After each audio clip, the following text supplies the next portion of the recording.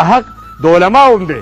2 غنټې 3 غنټې مازغه د خلکو وخوري د جمعې په ورځ باندې په مسله باندې ناسي او په اودس کې دونه فرض دي او دا خلک مسلمانان دي. السلام علیکم، زه یم ستاسو ورور عبید خان. ملګرو ډېرې ښکلې خبرې کړي دي. داسې خلک پکار دي چې ویریږي نه، که هغه هر څوک وي. سپورټ ورکوئ چې اساني راولي او دا حادثې ختمې شي.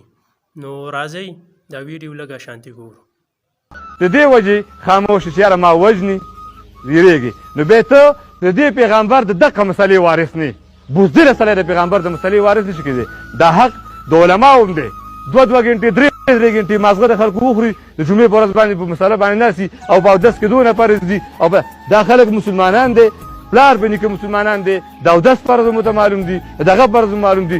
زوړ ابوجهل او فرعون یې راښکار کړی. قسم په خدای د ابوجهل او فرعون دا ولې یادي دا مړ دي ځکه یېرېږي دي. نه مړ دي نشي راپاڅېدلی. دا ژوندی ابوجهل یاده که نه، دا ژوندی فرعون یاده که نه. هر سړی دلته فرعون دا چې کوم دلته د پاکستان د اسټبلیشمنټ او زموږ دا غون ګیمونه دا د ابوجهل نه کم دی، دا د فرعون نه کم دی. خو دا ژوندی دی، دا ژوندی دی. سبا درته تپوس کوي چې ما پسې خبره کړې ده، خو ابوجهل مړ دی او فرعون مړ دی. 1400 کاله او 1500 کاله مړ دی. هغه راپاڅېږي دغه هډوکي به هم خاورې شوي. نو بس دې ونه ران شي د جمعې په ورځ دغه په ورځ باندې په بیانونو کې په ابوجهل او په دغه پسې نښتي.